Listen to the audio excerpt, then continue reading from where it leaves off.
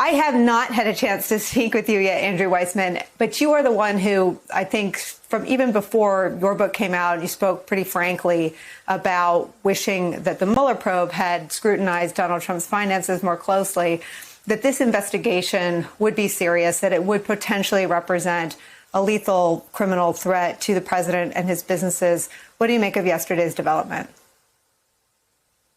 Well, yesterday is, I think, sort of inevitable that it was going to happen. And I think the most important piece of this is that it was a special grand jury that's going to exclusively focus on the Trump org, and it's going to meet 3 times a week, which is an awful lot for civilians to be taking off to focus on this issue.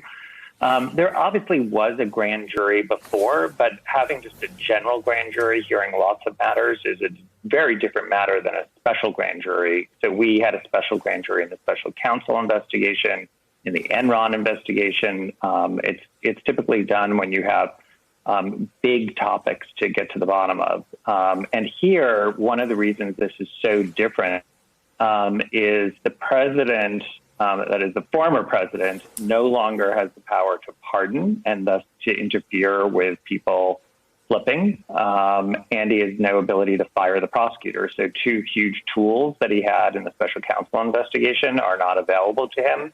He also doesn't have Bill Barr, the head of the Justice Department, because here you have independent prosecutors in the New York Attorney General and in the Manhattan District Attorney. And finally, the subject matter, which is money. People tend to do crimes because they're greedy. And if there are crimes here, I think the financial aspect is really what's going to bring down either the Trump organization or individuals or both. I want to ask you about some of the evidence that's public facing and what the prosecutors do in the room with the grand jury. But I first want to ask you a personal question. Were you aware of the nasty tweets that Trump was sending out during the Mueller investigation, attacking you personally and your colleagues? And is it different for this team that he now essentially has to send something out through carrier pigeon?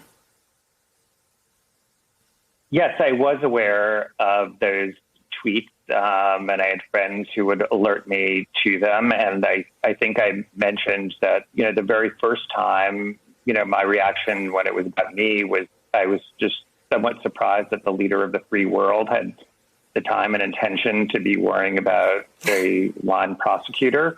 But I have to say, at the end of the day, it somewhat became a badge of honor. And at the end of the day, name calling and epithets are going to all be irrelevant.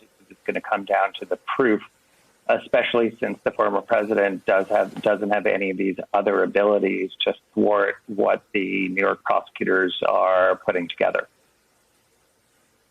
And as you said, he doesn't have Bill Barr there to spin the whole thing. I want to show you something that we've all watched together, but it's the kind of testimony that I want to understand what is augmented to a grand jury. This is Michael Cohen in questioning before Congress with Congresswoman Alexandria Ocasio-Cortez. To your knowledge, did the president ever provide inflated assets to an insurance company? Yes. Who else knows that the president did this? Allen Weisselberg, Ron Lieberman, and Matthew Calamari. And where would the committee find more information on this? Do you think we need to review his financial statements and his tax returns in order to compare them? Yes, and you'd find it at the Trump org. So since that testimony, Andrew Weissmann, the Supreme Court opened the floodgates, if you will, for 8 years of the documents that Michael Cohen says they would need to ferret that out. But he also mentions Allen Weisselberg, Ron Lieberman, and Matthew Calamari. And I wonder, that was so long ago. Cy Vance has been investigating Trump org for 2 years. What else would you assume would be put before the grand jury? So you can be sure that all of those people have counsel and that they are either already cooperating or there are a lot of pressure is being put on them to cooperate because you want to follow the money and you want to move up the ladder to the more and more culpable, as you do in any classic investigation, whether it's a mob case or Enron or the special counsel investigation. So you can be sure that's happening. And then what Michael Cohen testified to is also classic a classic financial scheme, very similar to what we saw with Paul Manafort and followed the money there, which is, when it's in someone's interest, are they inflating their assets in order to get more loans and to get favorable treatment by banks? But when it comes to paying their taxes, are they deflating the value of those assets? So those are things that are very classic.